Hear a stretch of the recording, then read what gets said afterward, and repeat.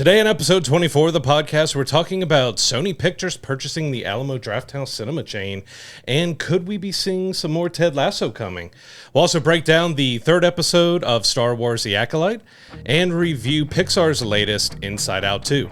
I'm Brad, he's Josh, and welcome to We'll Bring the Popcorn.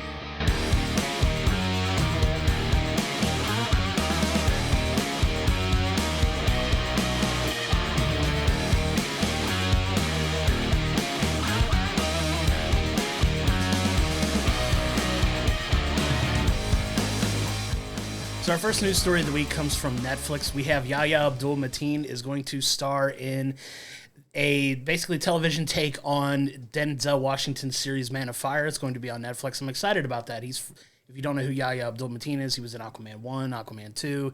He's also going to be in Wonder Man, I believe. He is Wonder Man. Yes, he is. He's actually Wonder Man himself. So it's exciting to see Netflix pick up that. I loved Man on Fire. I love Denzel Washington's movie. I'm excited to see them pick it up as a series and kind of, because I feel like after that movie, there was a lot more on the bone that they could do storyline-wise, but I'm excited to see where they take it. Yeah, it was a great movie, and it's interesting to see yet another Denzel Washington movie going to series, because, of course, we had, I think it's like 5th or 6th season now with Queen Latifah's The Equalizer has been around. Yeah, to see another one of his films going to series, is hopefully they do a good job with that. I haven't checked out The Equalizer, just kind of never piqued my interest with it. I enjoyed the movie series. I wasn't a huge fan of them, but I love Denzel. Yeah. But Man of Fire was one I was a big fan of, so I'm really looking forward to seeing what they can do with this as a series. Yeah, The Equalizer's pretty good. I'm not like an avid watcher of it or anything, but I've seen a few episodes, and what I like that I've enjoyed. It's just one of those that seems like it comes on when I'm trying to watch like 10 other things, and it's hard to keep up with. So much to watch. It's one of those like I meant to start recording it when it came out and just completely forgot, and then it got like 2 seasons in, and I'm like, I'm sure I'll catch up with it on streaming eventually, and probably go down a rabbit hole of watching like 3 or 4 seasons in a weekend or something and going crazy. But yeah, that was something similar to me, because I saw like the season premieres, like season 5. I thought it started last year or something. Yeah. Like we've already got 5 seasons or 6 seasons, whatever it is now. Yeah. Like it just quickly gone through a ton. But yeah, hopefully Man on Fire, like of course it's 5 or 6 seasons in. That one's doing really well. Hopefully Man on Fire does equally as well. I hope so too. Like I said, I'm excited to see where they take that story and kind of expand on it based on the movie. And whether it's going to be like a continuation based on how the movie ended, or just kind of going back to the beginning and maybe starting in like a prequel. I'm not entirely sure yet, because we don't know like the genesis of the story, but it's still exciting that that's being taken on. So I'm ready for it. And speaking on new things being taken on, we've got yet another kind of classic low cult type of following film with practical magic. You know, that starred Sandra Bullock and Nicole Kidman, came back out in 1990, or came out around 1998. It's getting a sequel. It looks like they're both in talks to come back to star, to produce it as well. So, again, they're going back to the well, finding whatever they can do. And I know my wife is looking forward to seeing another Practical Magic. But it's again, as we've talked about a lot, there's just so much that they're just, instead of something new, they're going back to, all right, what can we make a sequel of now? And you got to wonder if the audience is there for it, right? Or if they'll embrace it. But I mean, I remember enjoying the movie, too. It's one of those that I probably haven't seen in 20 years at this point, but it'll definitely be interesting to see what kind of story they tell. It's what we say, like, you can go back to that well, but is the story right? Is it going to be good? And the jury's still kind of out on it, so I'm going to kind of reserve judgment until I see what they do with it, but it's one of those things as well that we keep talking about. Has there been too much time between the last movie being made and this one to where, one, is there an audience for it? 2, is there going to be a good enough story to tell? A lot of times it's a crapshoot, really. Like, it really is. Yeah, could it be trying to capitalize? All right, they brought Hocus Pocus back again. They're looking to potentially make a third of that. Or are we trying to just capitalize of things of the late 90s now and see if we can, catch fire again? But I know my wife is excited. Hopefully it'll be enjoyable for her. Like I said, I'm the same. I haven't seen it in quite a long time. I remember it, but it's been quite a long time since I've watched the original. Yeah, and like I said, we'll see what they do with it. But that's it sounds like something that people could be interested in seeing. So obviously, you put Sandra Bullock and Nicole Kidman back in something. There's a pre-built audience and for that I think it's going to make the movie pretty successful no matter what. Just toss in a Keanu Reeves for good measure and get him and Sandra Bullock back and just like, here you go. You love it. I'm looking forward to that too. Well, one thing I'm really looking forward to that's got me really excited. I know both you and I are one of our favorite shows of all time has been Ted Lasso, and there's been kind of a toss up. Are they going to do another season? Are they not? Well, apparently the CEO of WBTV has come out and said that they are in potential talks for doing Ted Lasso season 4, with the caveat that Jason Sudeikis has expressed interest in possibly doing it if the story is right. Right. So that's kind of what I feel like we beat that drum all the time here, but it seems like he's on board, and that for one has got me very excited. Yeah, I like that his comment that if they do it, he wants to make sure it's the right idea, that it's done right, and that's kind of what we've asked about all of it with Shogun, with anything else that's now going to continue. Like, we loved what they did. Of course we want more. Sure. But should we go back to it? And, Ted Lasso ended kind of in a weird way just from how they promoted it. Sure. It was never really promoted that was the series finale, even though, like, Jason Sudeikis and Brett Goldstein and a few others were talking like, yeah, this is the last one. But Apple, like, never said this is the series finale. This is the final one. So it kind of left it in the air. It also left open for maybe a female team or something else to go forward. And like I said, I love Ted Lasso. I actually just started a rewatch of it. I'm about 4 episodes in. I was like, I got to rewatch Ted Lasso, especially after hearing that news story. I'm like, all right, I'm doing a rewatch, checking it out again. It's so good. I know we still talk about it now, like, even though the series has been wrapped up for a year and a half at this point, and it's a show that you and I both hold very dearly, because it was one of those that, like, on the premise of it alone, you're like, is it going to be good? It's about a soccer team. And it's really not. Like, yeah, there's a soccer team involved, but it's really not about soccer. It's about, mental health, and, there's soccer elements thrown in as well, but it's really a character-driven, story. And I love that. And I absolutely love Brett Goldstein in particular. I know we both love the character Roy Kent. And yeah, exactly. And I'm excited to, go see his comedy tour that he's doing that will be in town next month, and I'm very excited to see that. But the fact that they are coming back to the well on this, and potentially even doing like another spinoff series, which, like you said, could be potentially that female-led team that would be awesome as well. I'm very much excited to see them going back to that particular well, because in the 3 seasons they did, it is so good. It's such good television. And like you said, they left it in a way that, like, if you saw the entire series, it could have been a satisfactory ending, in my opinion. But there's still stories to be told there. And I'm excited that they could potentially be doing it. It does feel like if they do return to it, he might be, Jason Sudeikis, maybe more of an executive producer, because it left Ted in a pretty decent way. Like, do we need more of his story? Or is it going to go continue on with the club and the team and see kind of where we're going there? And I know Hannah Waddingham did a interview not too long ago, or last week, I think it was, saying there will always be a part of her that's just itching and ready to go back to Ted. Like, Ted Lasso was such an amazing part of her life. She's like, if they ask me, I'm there. Like, she's ready to come back. So, and I think most of the cast is going to be that way. So if they do go back to it, it's like I said, hopefully they do a good job of it, but it seems like everybody would be ready to return. Absolutely.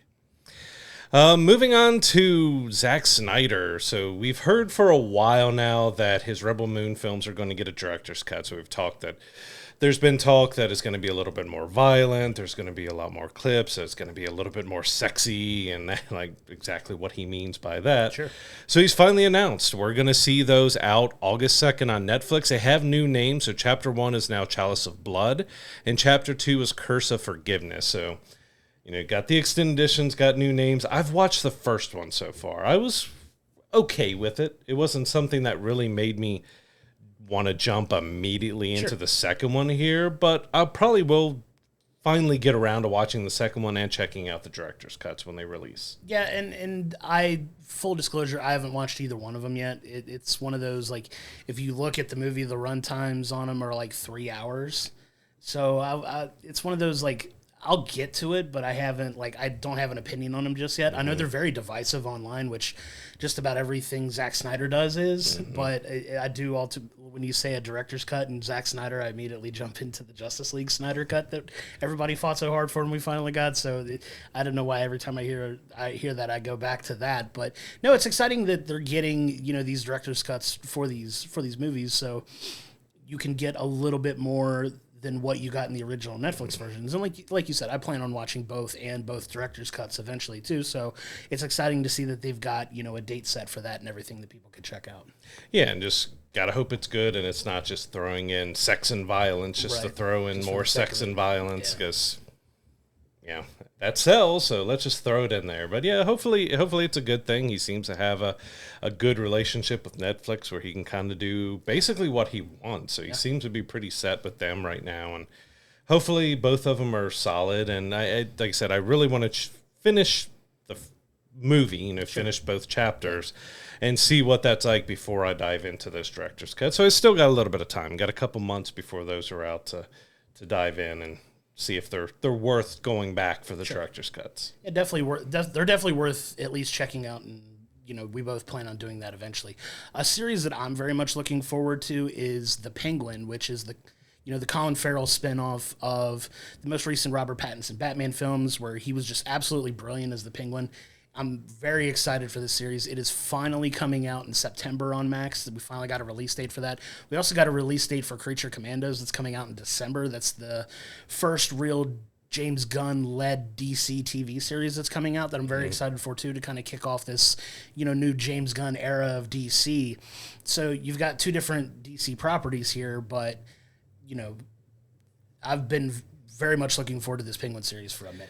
Oh yeah, the Penguin. We've talked about it a lot, that how Colin Farrell, you can look in the eyes of that character and see it's him, you can see it's Colin's eyes, but past that, he disappears into the prosthetics and with his accent and everything else. He did a fantastic job on the Batman, so giving him a whole series to really let loose on the Penguin, I can't wait for it. And it's got this, just based on the trailers that we've gotten for it so far, it's given me a little bit of Sopranos with a little bit, I want to say, more CGI action into it maybe, but it's very much got that mobster, Penguin type feel to it, you know what I mean?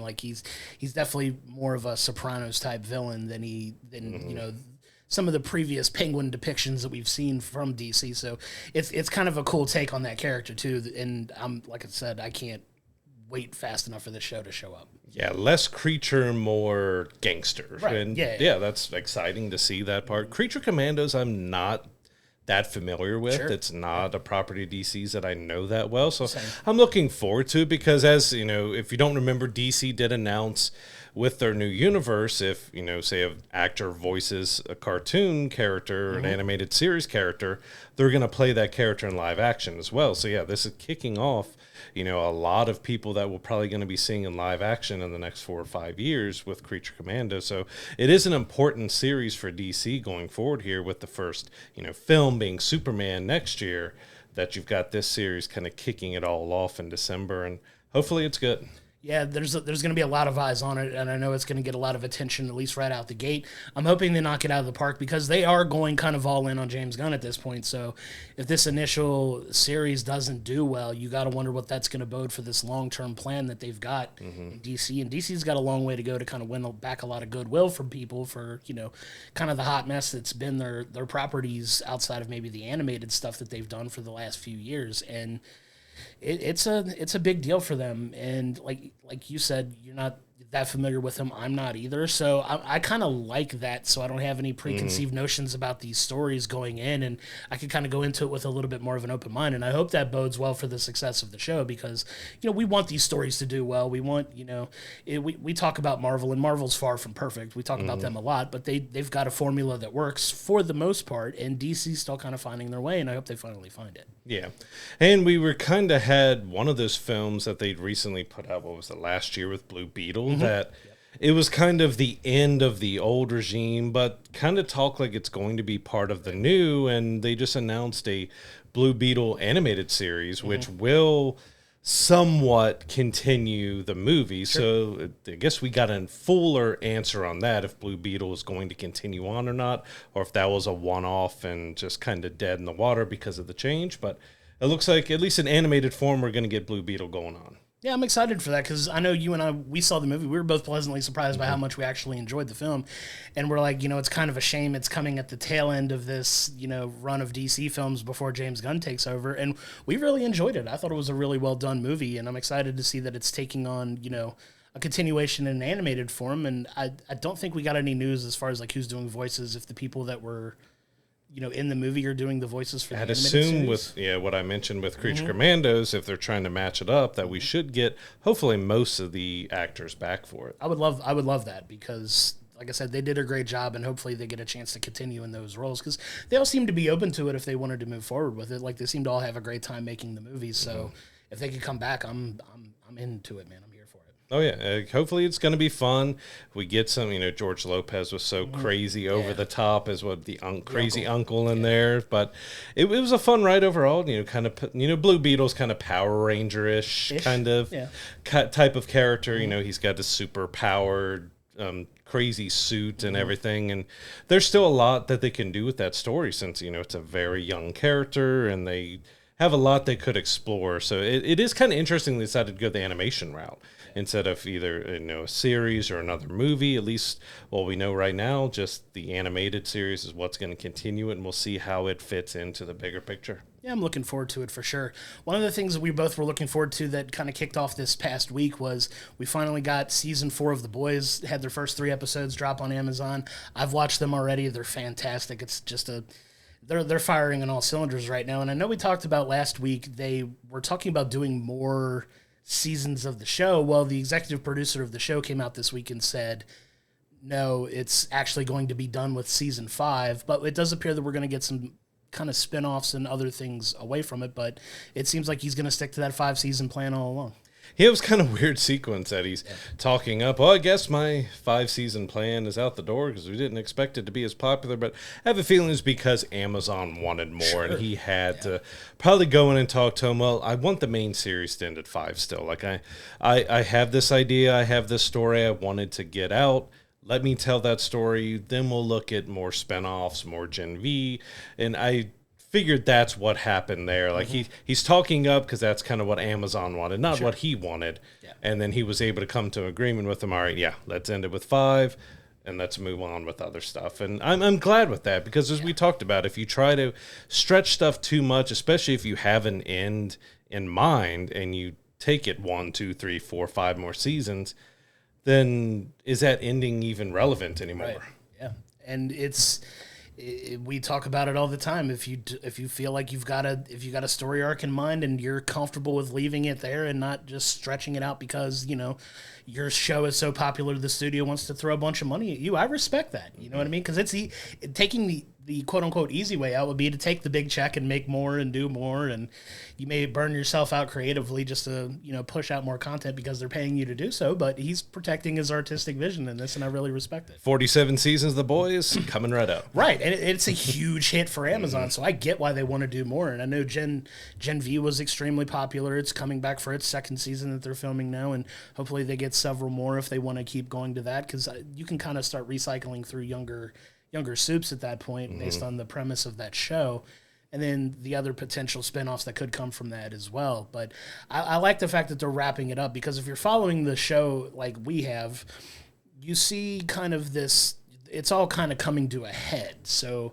once you hit that point, where beyond that can you really go? And I respect that they're willing to stop it at 5, because it feels like they have something that they feel will, just leave a lasting impression and not drag it out forever. Even though I haven't been able to dive into the latest season yet, it did feel even at the end of season 3, like how much longer are they going to be able to keep everything apart? Like you kind of got close and now it's back away. You can't keep doing that. There's a lot of series that have suffered from that. And Walking Dead is one, because as I mentioned with Negan, that storyline, you just had so much like, all right, they've captured Negan. Oh, Negan escapes, so now he's torturing the group.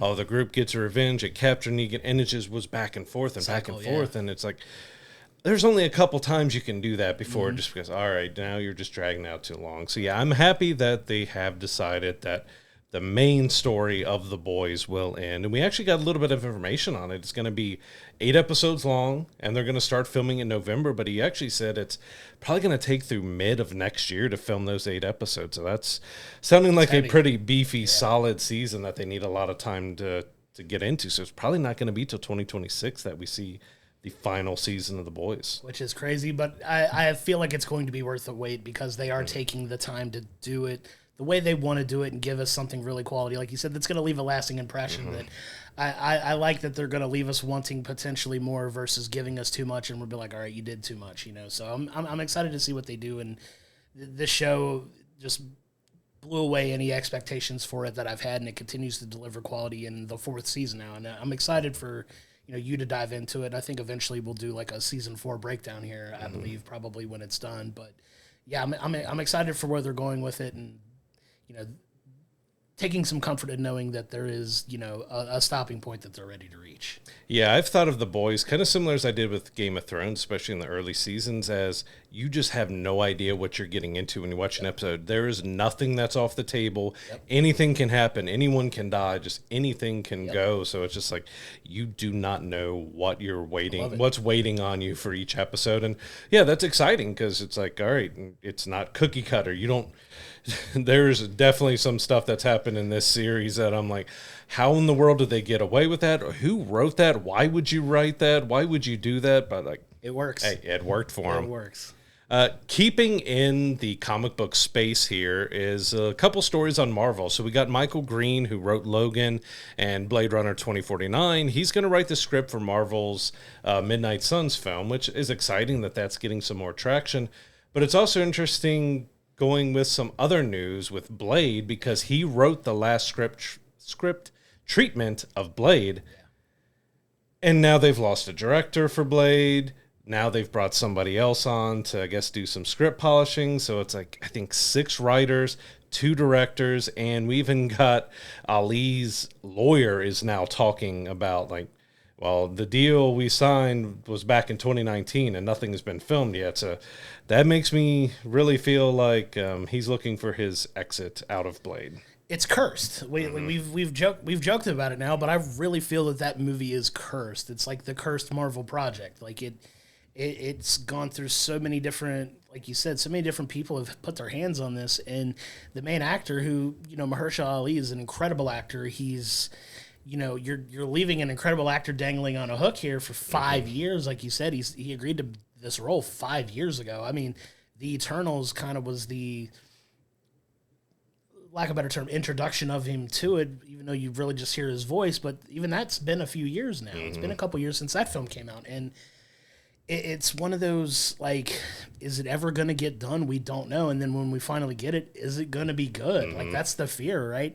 But it is kind of a weird dynamic to see him transition from working on the Blade script to writing Midnight Suns, because a lot of times when they leave a project, they leave that studio altogether, and he doesn't work on anything else. But the fact that he's working on Midnight Suns is awesome. If you know anything about the Midnight Suns story, that is really cool. It deals with a lot more darker sections of Marvel, where you get some of these darker characters like a Ghost Rider, like a like Blade, which could be involved as well, or like Doctor Strange or Moon Knight or some of these other characters that we've been introduced to, but could be like a Dark Avengers kind of thing. That's what's weird about it, though, is because they announced that he's writing it.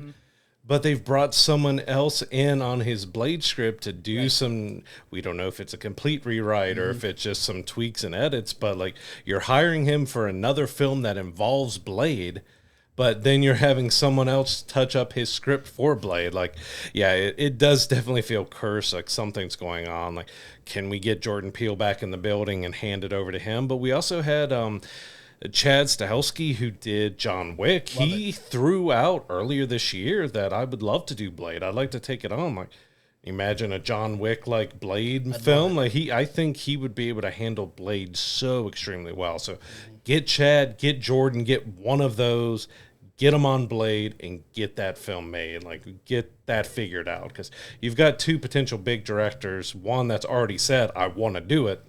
Get him in there. Let him let loose on Blade. Yeah, for the life of me, I'll never figure out why they can't seem to figure this one out, because they've been taking so much extra care with other characters. Like, now that they got their hands on Fantastic Four and the X-Men, you see the effort they're putting into that. And Blade, for whatever reason, feels like the redheaded stepchild of the Marvel properties at the moment. Like, they can't seem to figure it out. And I hope they do course correct it, because Blade, we love the Wesley Snipes films, but it's a really cool character that, when done right, could really bring, I think, a cool dynamic to Marvel a little bit. It could make Marvel.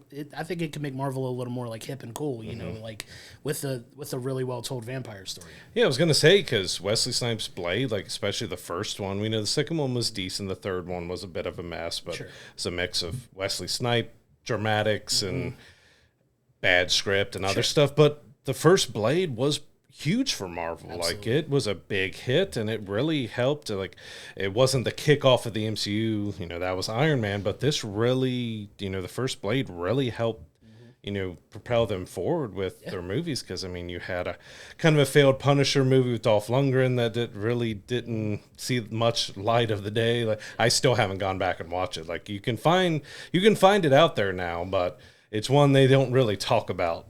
But Blade was so huge for him to really, he was one of the first big comic book film movies for them.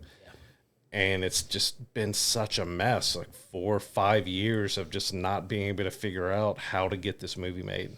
And I hope they eventually get it. They eventually get it right, because, like I said, it's got the potential to be really, really big for them. And, you know, as they're leaning a little bit more into the R-rated stuff with like Deadpool and stuff, hopefully, you know, getting a hold of Blade like that and making an R-rated Blade would be awesome. I would love to see it. And you're also kind of almost running out of time, because if he's going to have anything to do potentially with Avengers films or any of those storylines based on, because we don't really know how he's going to incorporate it into the MCU other than, you know, potentially in the Midnight Suns. Is that going to be taking part in a kind of another area of the MCU? But we've got the Avengers movies coming up, at least the first one. So if he's going to have any part of those films, kind of need to get his film out there first. Yeah, you got to get on it, and we'll see. It's one of those, like, I'm kind of losing faith by the day with all these stories that keep coming out of people leaving, and, you know, once you lose your star, I think you kind of got to scrap it and reboot it later, like at a later point, maybe get through these Avengers films and maybe come back to it eventually. I don't know. I don't know what the plan is there. We're not getting a ton of information other than just people not being a part of the project anymore. Left. Okay, we're up to like 8 people have left now.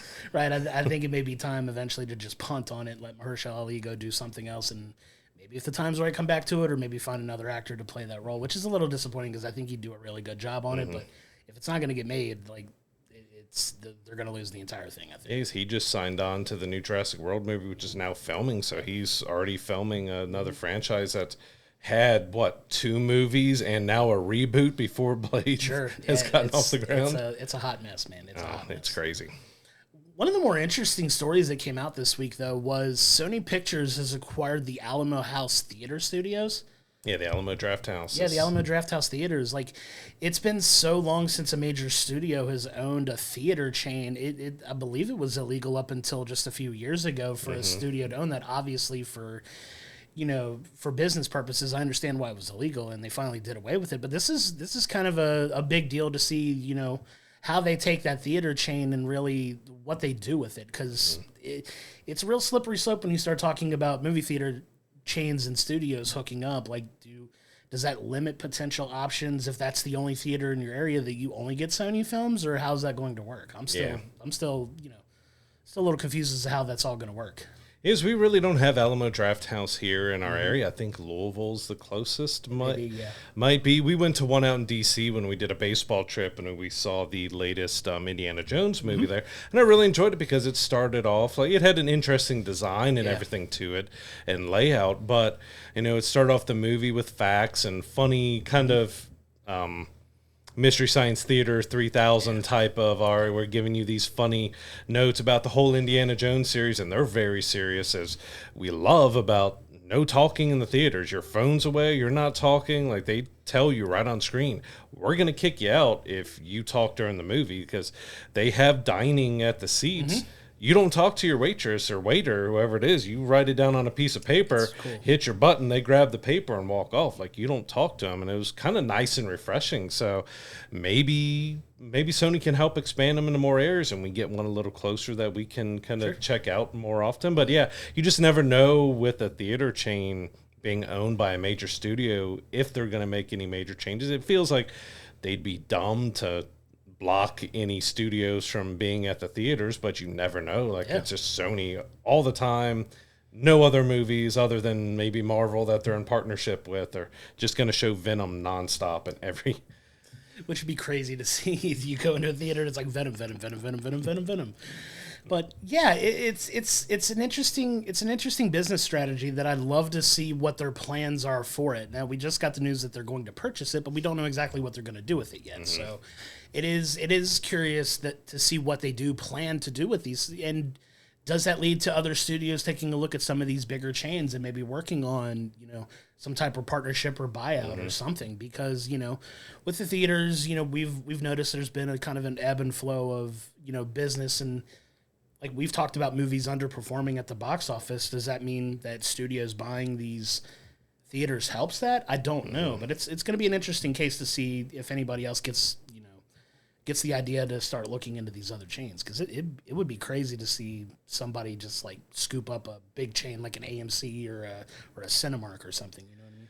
Yeah, because we know theaters are still kind of trying to recover from COVID and all the shutdowns and everything. We're just not seeing people going back to movies as they were. So does a major studio owning one help it, hurt it, or kind of?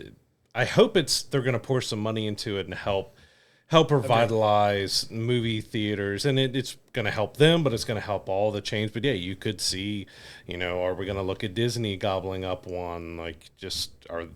That would be my next guess of one that could potentially buy one, because they own everything. So why not own a movie theater chain? Yeah. But yeah, it was kind of weird to me that it was illegal. I didn't really look into all of it, but I know they were looking for, it was just didn't want a monopoly, didn't want all this, and didn't want all the fighting between, every studio has their own movie theater chain. So, all right, we got to go here to see a Disney film. We have to go here to see Warner Brothers. We have to go over there to see Sony. But it's intriguing. Like, I don't really know what got them to want to go after a movie theater chain, especially Alamo. Like, I've heard of them. They're a big chain, or a big name at least, but I'm not sure what got them to go after them, unless they just really needed the help to keep going. Yeah, it's gonna be interesting to find out a little bit more about the why behind the purchase, and then, like you said, the business plan for it, because it could lead to, like we said, more studios trying to look into those types of things, and it's one of those. The theater's business is ever changing at this point, and that's the next step. Is it a step to something bigger? We don't know, so the jury's still out. Yeah, to go back to Disney a little bit, it was kind of surprising to hear they have signed a first look deal with Dwayne Johnson, $7 production. So pretty much for films and streaming, they get the first look at everything he does. But it could also mean that Dwayne Johnson could be in anything and everything Marvel or Star Wars or Disney. Like, I think this officially makes Dwayne Johnson a Disney princess. It probably does.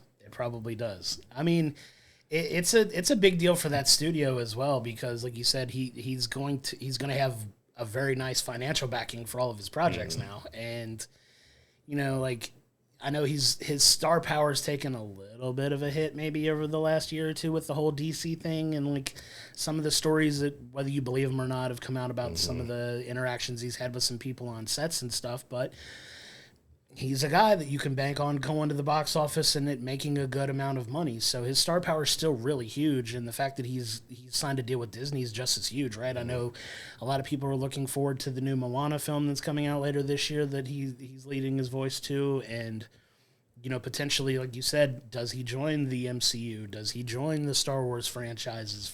I can't imagine Dwayne "The Rock" Johnson as a Jedi. I'm sorry, I just ripping the sleeves off of his Jedi robe, looking abnormally larger than everybody else that's in that universe. But to see Ahsoka jump on his back and just ride into battle, he's gonna be like I'm not going to go there.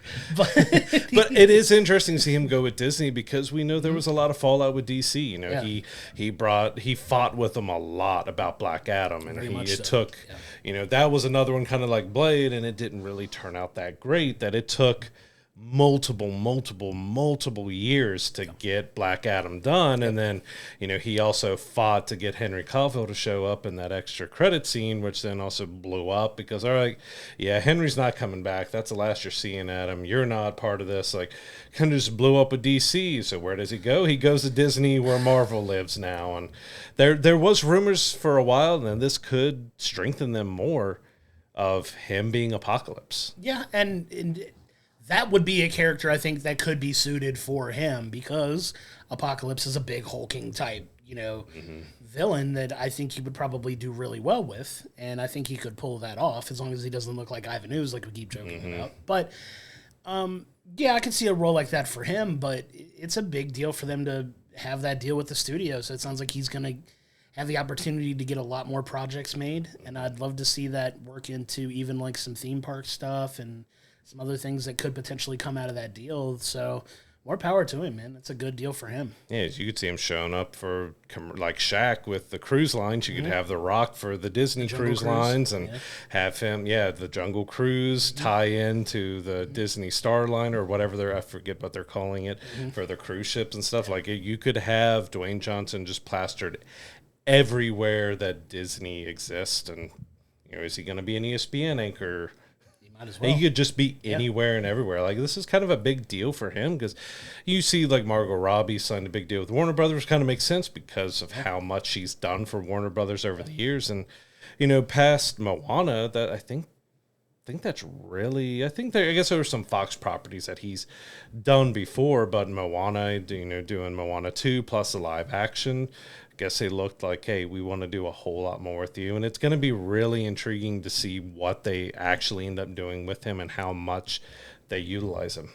Yeah, and that kind of, speaking of showing up everywhere, the movie that's showing up everywhere that everybody's talking about, we've been talking about it ad nauseum since we started the podcast, is Deadpool and Wolverine. And I kind of wanted to lead into the last story. It's not so much like any news or anything breaking, but it appears that the early trackings for, just people buying up so many pre-sale tickets and everything, it's potentially looking like it's going to be the highest grossing R-rated film of all time, period. Like, even the highest opening weekend ever for a film. Like, there's so much anticipation for this. They said it's tracking somewhere between $200+ million just domestically for an opening weekend, which is insane. Yeah, so you got to think 300-400 million could be potential for an opening weekend of an R-rated Deadpool movie. Like, I know there is a ton of excitement, but even that got me like, when they release tickets that early, they're expecting a big box office, but we've still got another month, a little over a month to go before that movie's out. So you can walk up tickets and people who get it the last minute. So, I mean, could we see a $300 million opening domestic weekend? That there is a huge potential for that, and I can't remember the last time we've seen the box office be that big. I mean, we're going to talk about Inside Out 2 here in a little bit. It's looking to have a big weekend this weekend. Sure, yeah. Deadpool and Wolverine is looking to double plus that. Yeah, and it's the power of not just Marvel, but Ryan Reynolds and Hugh Jackman combining together here to do this, something that people have been waiting for forever for this to happen. And it's finally happening, but the brilliant marketing that they're doing for the film is absolutely fantastic. Everything from the popcorn bucket to the trailers to the PSAs before the movie. I don't know if you saw it, but now there's I think it's DiGiorno frozen pizza, Deadpool and Wolverine pizzas now. I love it. It's just the branding on it is so smart. But honestly, the last film I can remember generating this much buzz going into its opening weekend was probably No Way Home. And that's talking like Avengers level box office openings for an R-rated movie. Like, make no mistake about it, it's going to be gory, it's going to be graphically violent, it's going to be hilarious, and there's going to be a ton of language in it. It's going to earn the rating big time. Like, we're getting an authentic Deadpool movie under the Disney banner, which is amazing to even think about that being a possibility. But the anticipation for it is so high that it's going to make a ton of money on par with the Avengers, which is not insignificant, I think. Oh, it's insane. And we've also heard rumblings that because it's tracking so well how they feel about Deadpool and Wolverine, that we'll probably see both of them show up in both the next Avengers movies, just because it's like, you're going to print money if you put Deadpool and Wolverine together anymore. And like, but does that mean we get R-rated Avengers movies? I don't know. I think it would probably be more cameo, but yeah, how do you have Deadpool around and keep him in check? Like, But I mean, it could also be the joke about it that he's got to watch his. All right, Disney's watching. Feige's going to be mad at me if I mess this up or something like. I can imagine the fourth wall breaking is going to be crazy for that. It's going to be a lot of fun. But I'm looking forward to it so much. But it's insane that it's doing so well already. And like you said, we typically buy our movie tickets. They come out anywhere from 2 weeks to a month before the movie comes out, and it came out 2+ months before the film even drops, which just goes to show how much they're anticipating it doing, and for good reason. It's gonna easily break $1 billion. Oh yeah, it's.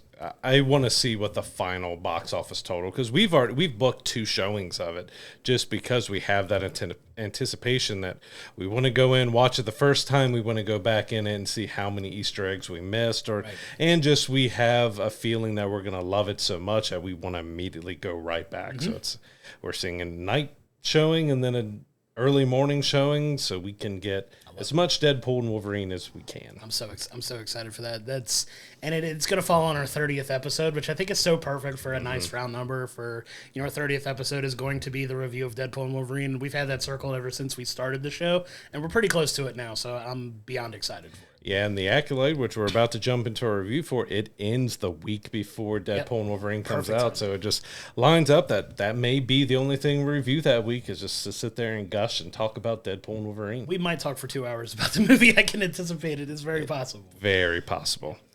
But to move into our TV breakdown of this week, we do have episode 3 of Star Wars The Acolyte. So this kind of brought us back. Yeah. So the first 2 episodes gave us a ground to really be looking at of what we have going on.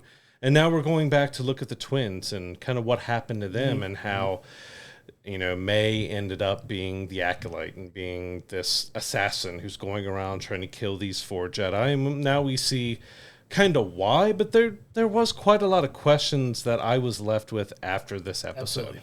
Absolutely. And I'm going to be a little candid. I was a little frustrated by the pacing of this episode. Because I felt like it was very slow.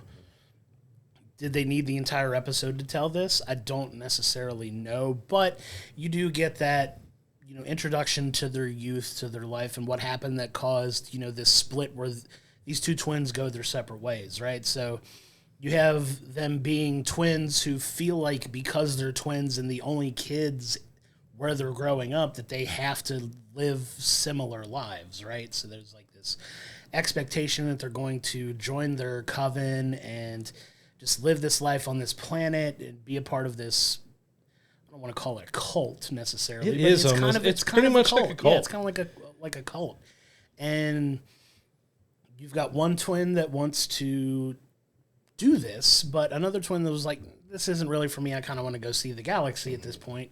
And you see, the Jedi show up and have their intervention in this, but it really plays an interesting dichotomy between like they both look at both of these groups look at the Force in a different way. Like the witches are very much Force users as well, but they view it and call it something completely different from what the Jedi do. But the Jedi are like being portrayed as this I don't want to say altruistic, but in their own minds, altruistic, like this is our right to test your kids to see if we can have them become Padawans and learn the ways of the Jedi. It's not exactly pitting the Jedi in the best light here. Because they were really just sneaking around watching them. Because, I mean, you'll find out a little bit later in the episode that they show up and they're saying it's because they, this coven shouldn't be training kids. And that's what they kind of go about their basis. But they're sneaking around watching what they're doing. And then, like, hey, why don't you come be a Jedi? It's like, here, kid, have some candy. It's kind of a creepy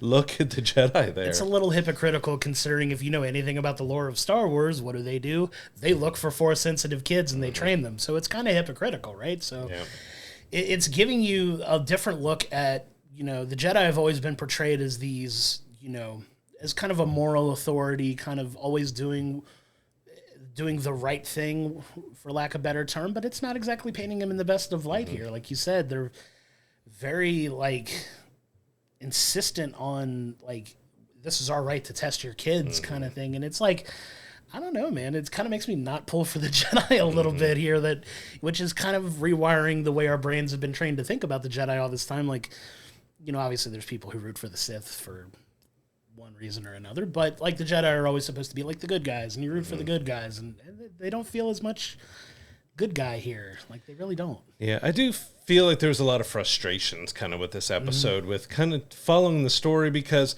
they do the standard when it comes to twins. Sure. The twins are going to look exactly alike, wearing the same thing, having the same haircut and everything. And it was kind of, I was going back and, okay, is that Osha? Is that May? Which one is, okay, one's trying to kill this little creature. Is that Osha? Is like, just because they stuck to that dynamic. All their twins, they have to look directly alike, dressed directly alike, and it kind of made it a little hard to follow at times just because you're trying to, all right, so which one? Because it kind of boils, you see how they are as kids, you see a little bit of the Covenant, how they go together. We were introduced to Coral, who is kind of the second in command to the girl's mother, but she is actually of the race of Darth Maul, which was kind of interesting, but she was just a very angry woman, just always kind of yelling at everyone and everything at all times. Like, yeah, it wasn't exactly portrayed the best in this episode either, but, you know, she's the one, and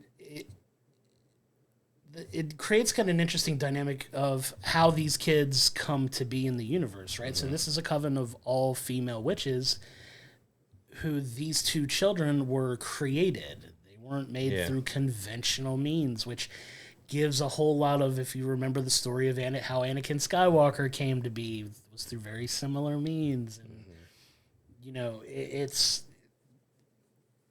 I don't know, man. I still don't know how to feel about the episode because the first two episodes I really liked, and this one kind of made me take a little bit of a step back for it and kind of took a hit a little bit for me in the show because I really felt like we were getting a lot of momentum forward, and they do the...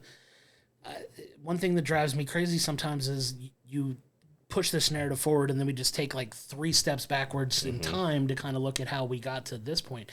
And I think you could make a little bit more effective use out of it to have these as like maybe flashbacks as you're moving the narrative forward.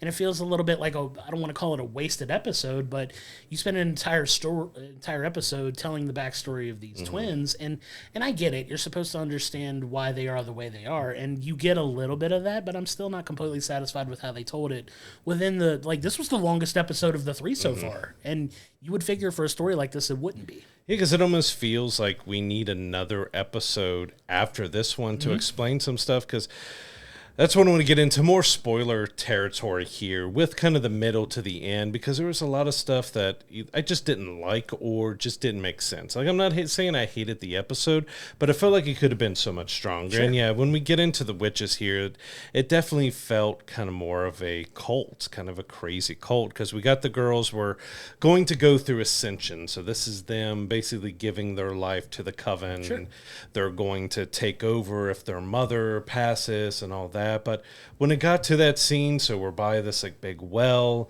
out in the moonlight and they're doing kind of a chant and dance, like that just felt so weird to me. Like, it just didn't feel right, what they were saying and their movements. And then she's like pulling force energy from the moon that's in an eclipse, or a planet in eclipse, and putting that into the children. That's like ends up leaving May with that scar on her forehead.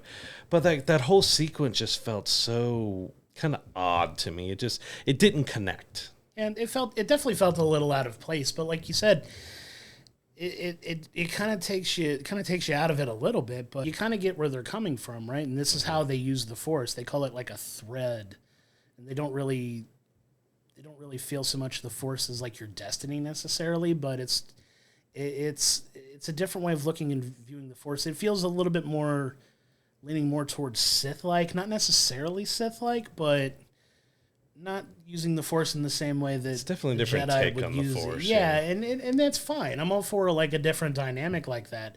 But my whole point of it is, did this need to be an entire episode unto itself, or could this have been a little bit more like a half flashback, half move forward? Because where do we go now? Like, are we jumping back ahead again to like where we left off with episode 2? Because it feels a little disjointed in the narrative, right? It definitely felt like we could have just cut pieces up and have it be through. So follow OSHA for something for a little, but then you go back and see something in their past, and come back to May and something happens and we go back. But yeah, it was a whole episode. And to get in kind of the part that, I don't know, it's my logical mind. We're talking about Star Wars and, you know, a witch coven and them using the Force differently, but we get to kind of the climax of the episode of where we find out, because we kind of found out in the first 2 episodes when they thought May was dead. We found out that May had, you know, caught their house on fire and killed everybody. But that was kind of the issue I had with this episode overall, was that ending, because we got May shows up. You know, they've both gone through the Jedi kind of training, so they were told to lie. They were given permission to go through it, but Osha really wanted to be a Jedi. She wants to leave. She wants to go on. And so they went through the training, and they knew she was lying because she couldn't help but try to correct. That wasn't you lying to us? Yeah, I mean, that was kind of fun. We got that back of, you know, they're not looking at a screen and they got to tell you what's on the screen type of deal. But it was after that, you know, May kind of shows up to her room as Osha's packing, and she's like, I'm not going to let you do it. I'm just going to kill you. And like, well, that's very quick for the twin just to go from, all right, I don't want you to do it. Well, now I'm going to kill you.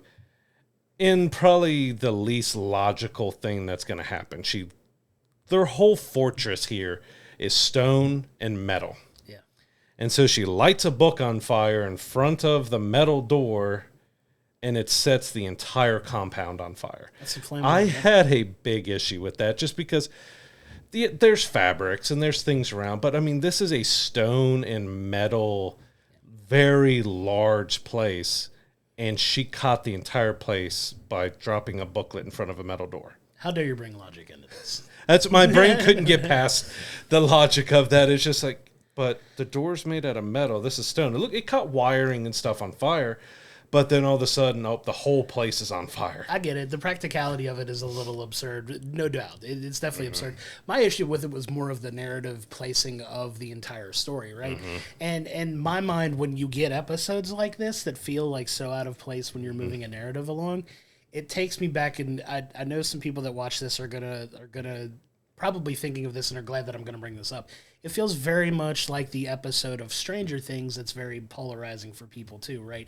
Where you have the classic story of, we're doing this entire story, and then here's a left turn with 11 going on this random adventure. It has no place in the entire narrative that they're trying to tell, right? So it's a very divisive episode too, but it feels like it fell into that trope that a lot of these shows go through, where like, we clamor so much for backstory, but they give us an entire episode of backstory that we necessarily didn't ask for. And it's a hard line to walk, but I feel like they did it in such a way that I feel like, because it's an episodic, like, weekly drop, if you're following it week to week, it's going to feel out of place. And from what I've read, I don't like to read spoilers ahead of time before I watch things, but some of the discourse that I've seen coming out of watching it, you know, I take a lot of it with a grain of salt when it comes to Star Wars, because the niche thing is, especially with this series, nobody they have hates been Star attacking Wars. this series like crazy. Nobody hates Star Wars more than Star Wars fans is the running joke. But, you know, it feels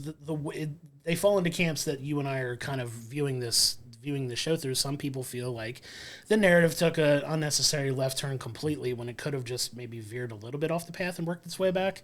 And then also the practicality of burning an entire building made of metal and stone down with a flame. It seemed a little absurd too. But yeah, because kind of going back to that, we are kind of left after her fire, that pretty much the entire coven is dead.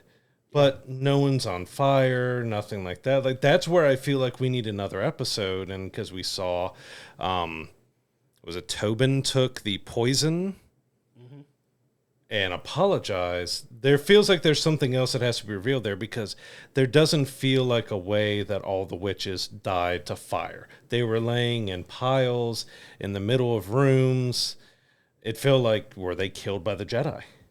Was it not the fire that killed them? That feels like we feel like we're going to get another episode that explores from the Jedi perspective and shows us that, well, they ended up killing everybody, and May just kind of May started the fire, but she didn't kill everyone. And that's the hard thing when it comes to a limited series like this, is you're dedicating episodes to filling in these holes in this narrative that I think you could possibly be potentially better filled in smaller batches within an overall episode. Yep. You know what I mean? So that's a little bit my complaint. It's not ruining my enjoyment of the series so far. I appreciate that they did it. It's just I have some small bickers about how they went about it. So I thought they started off strong with the first two, and this just kind of like grounded to a halt. Mm-hmm. Definitely.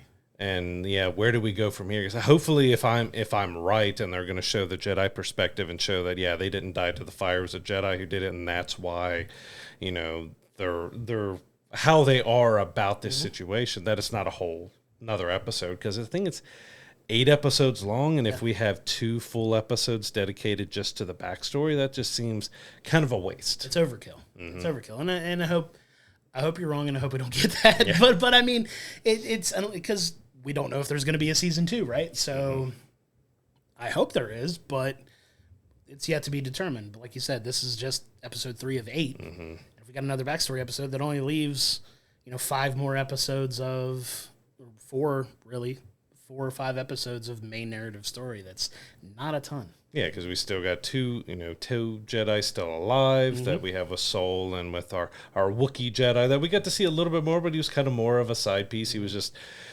all the other Jedi are inside of the ship, and he's just casually outside fixing all the equipment and stuff out there, like, because he's posted up that if something goes wrong, he's on the outside, not everyone's on the inside, but I'll just fix his speeder bike. Oh, hey.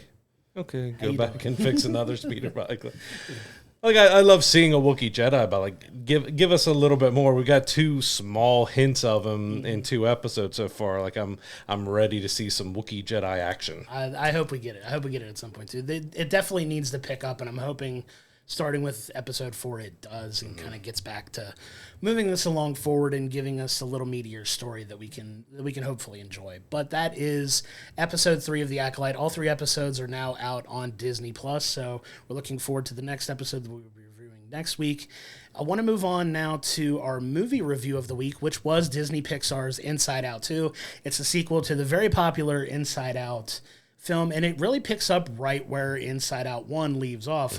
And now you've got the main girl, Riley, is becoming a teenager, and the premise of the story is she's going to a hockey camp to try to earn her way onto her high school hockey team. So with that comes the new set of emotions. She's becoming a teenager, going through the life changes that you go through when you become a teenager, and some of the complex emotions that you start to become more cognizant of as you get older, like anxiety and some other ones that get introduced.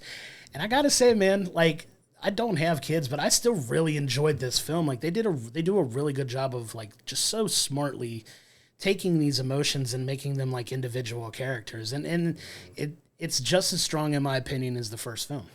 Oh yeah, and it's kind of crazy. It's been like 9 years since Inside Out came out, and of course, we're a year, and so it's from 12 to 13 with the movie. But yeah, this shows why Pixar is Pixar. Like, they know how to handle something with comedic flair, but also heart and emotion, and making it really enjoyable by anybody, because it can hit you in different ways. Like, for me, being a dad and having a preteen now, there was so much I saw that, this is what my girl's gonna be going through here, and my niece who's gonna be a teenager this year, like, this is kind of the stuff, and they touch on it. Like, I saw some discourse of people saying that, well, it's not psychologically correct, and how it's not supposed to be. It's emotions, how you view them, how they feel to you, not the actual clinical medical way. It's how you feel. And like, anxiety felt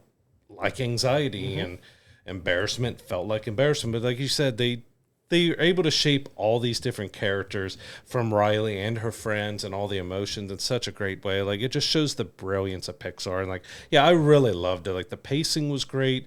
We got, a good amount of the new emotions. We got a decent enough story with the old emotions, but it made sense why they were, sent to the back of the mind, because we're at a new stage. There's more complex emotions, and they have to focus on that, but it tells such a great, well-rounded kind of message of, yeah, as you grow up, you're going to have a lot more emotions and you're going to have a lot more changes, but you can't forget about everything else. You can't forget about yourself because you're growing up. And that's kind of something I talked to my daughter about.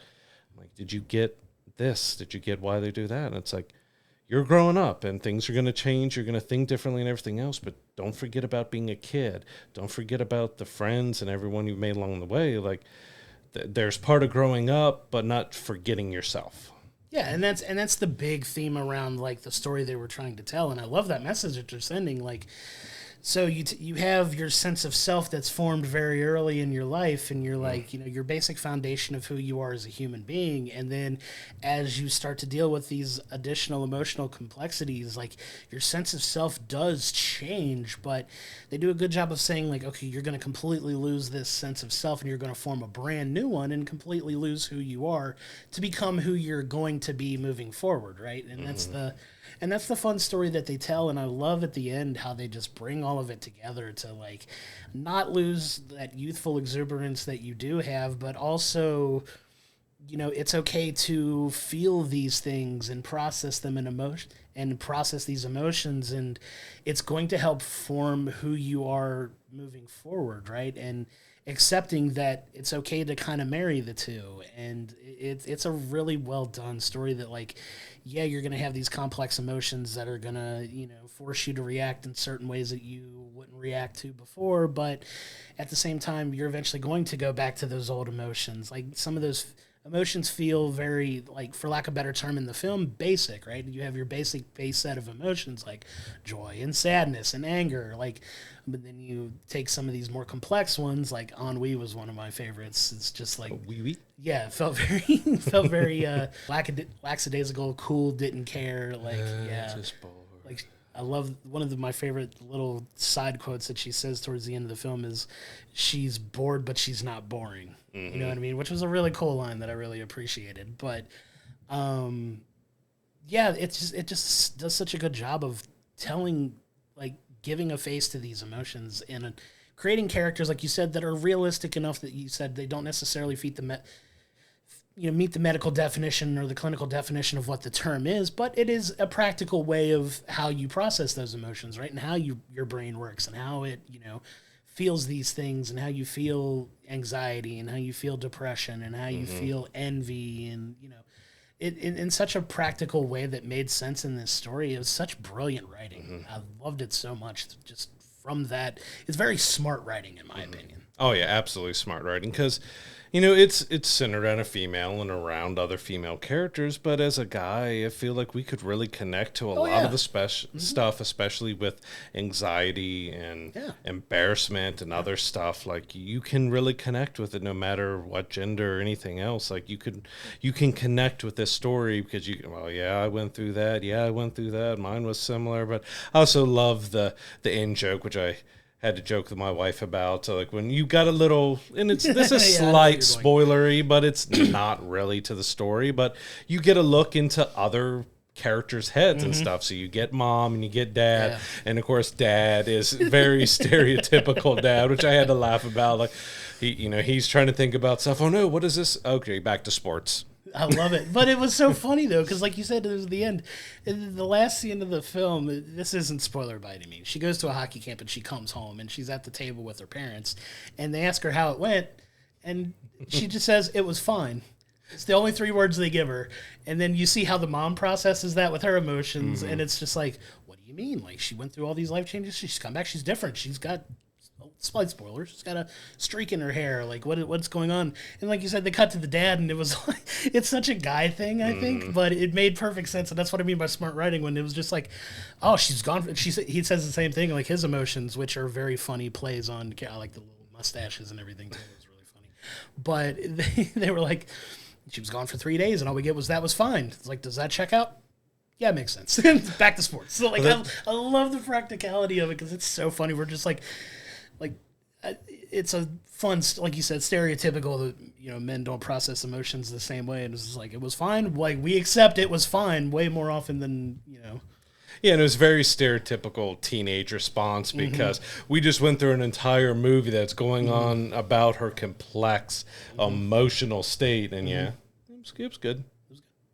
But probably my favorite part of the movie, because I've still got an 8-year-old, and we're getting out of the little kid stuff, but I got a nephew who's, 5 now and everything, but I'm not going to go deep into it, but there are some jokes that probably hit parents a whole lot more than without, and especially deals with like kind of the Blues Clues and the Mickey Mouse Clubhouse and Dora the Explorer. That kind I was losing it when they were doing that. Like I could hear all the parents in the theaters just cracking up to what they did with that, kind of new special character. And I'm like, all right, they went there. They went a little dark with it too, and it was just great. Yeah, this was just a brilliantly done film. Like Pixar just it goes back, like I said, with Toy Story and with Monsters Inc. and Finding Nemo and all that stuff. Like there's just such a brilliant storytelling, amazing heart,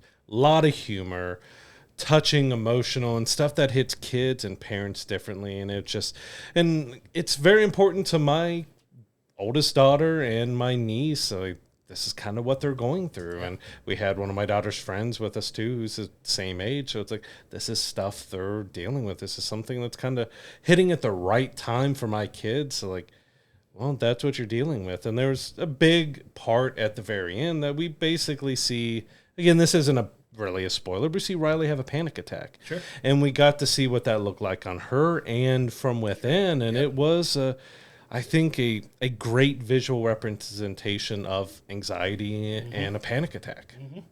And that's awesome that what I love about this is that it does hit home for you, being so close to that, having a daughter and a niece that are of that age that can really relate to this. And I'd love to hear, like, without going into like any personal information or anything, obviously, but like what conversations came out of that for you guys? Like, how did you talk about the film with them? Like, how did they perceive it? Did they feel like it was an accurate representation of things they're going through, or was the message of the film kind of hitting them in the way that?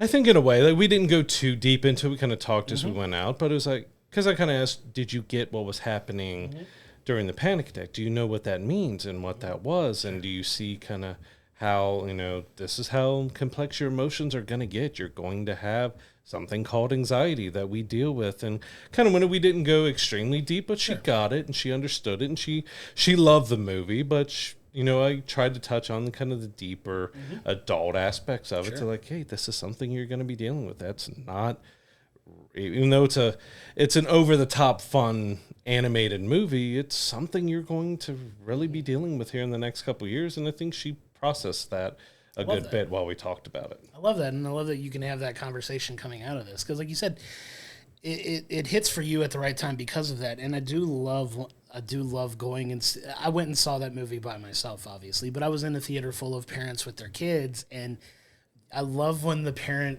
jokes hit, like where the parents really get it and the kids may not necessarily laugh, but the parents are cracking up.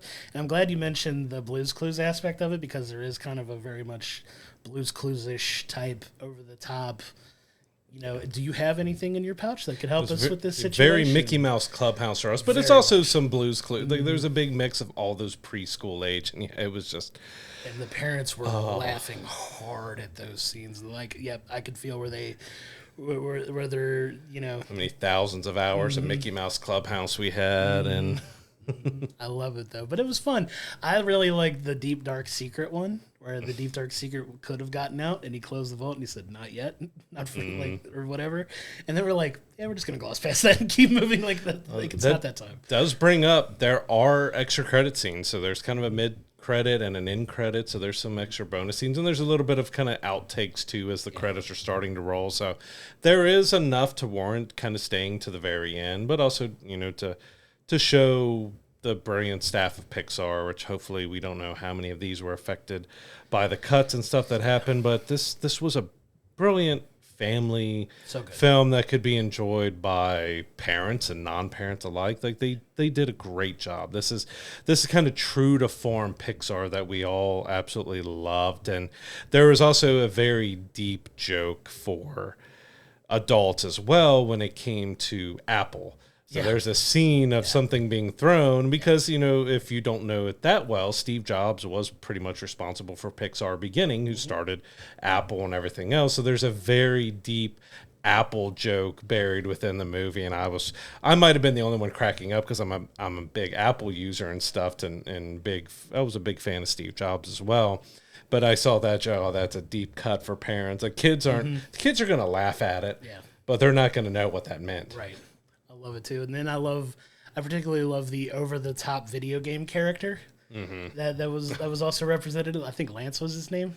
Parents were laughing so hard at that as well because that was like PlayStation 1, PlayStation 2 era type of character, but so funny. His super move. So funny. If old school gamers are going to love that because it's just such an accurate representation of that type of character. Just that there's pixelation to him. The mouth wasn't exactly fully synced up at times on purpose. I was audibly laughing at when they were trying to get out of the vault, and he was trying to walk out of the vault, and he was walking into like he walked into the wall, and he couldn't. And he was still trying to walk and talk at the same time, and he couldn't. Had to move over to get. How many times did we have that in video games in the '90s? How many times did we run into wall? Wait, there's an invisible. Why can't I get through this door? It's such an attention to detail thing that I really appreciate, and it had me like audibly laughing harder than any other moment. Such great deep cut jokes to adults. Like kids will get so much entertainment. My kids were laughing at his super move and everything as well. But that's definitely another like really deep cut joke for 30, 40-year-olds now who can look back on like, oh yeah, that takes me back. Yeah, I love it. But yeah, Inside Out 2 was just it's classic Pixar. It is such a touching, well-told story, a lot of humor, a lot of heart, and a really great message. Like it really hits its message home well. The original cast of the, emotions do such a great job of kind of taking a back seat, but on purpose, and there's a reason for it. But also how they kind of bring everything back in the end, and the new emotions.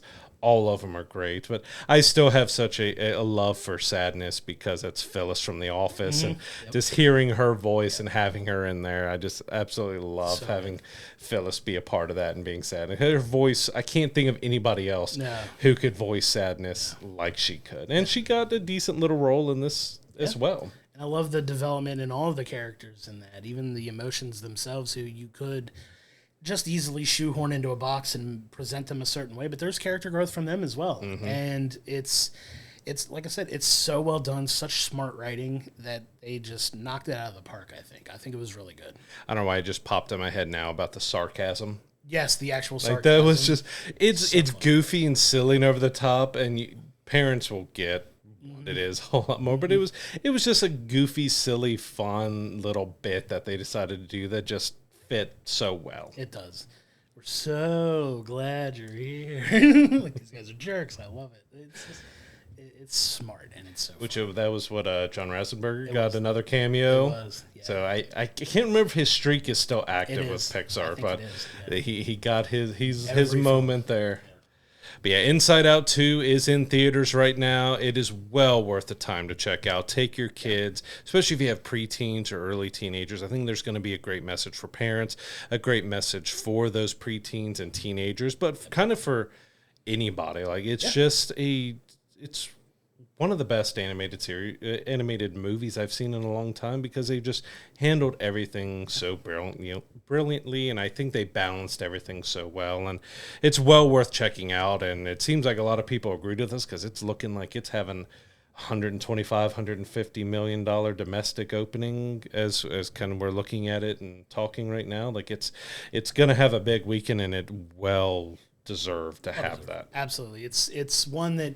You don't even like I said, I don't have kids, and I went and saw it by myself, and I had a blast watching it. It was a really good time, and it's definitely going to do very well. I know you and I went to different showings, and both of our showings were pretty much sold out almost completely. So I'm glad to see that doing well. You love to see these types of films, bringing out the families and making the trek out to see this, and it seemed like everybody that I went to the theater with enjoyed it as well. So it seems like it's going to do really well, and I'm happy for it. Like I said, it's a return to form for Pixar, even though I loved Elemental and some other stuff they did. But I mean, this is what we expected of Pixar. When they put out a movie, it was beloved and it was packed, and we're kind of finally back to that after so much stuff being tossed on the streaming and having mixed. Like, it feels like maybe Pixar's finally finally turned that corner that COVID caused them to have a kind of a hard time with. But yeah, I just absolutely loved it. Go check it out.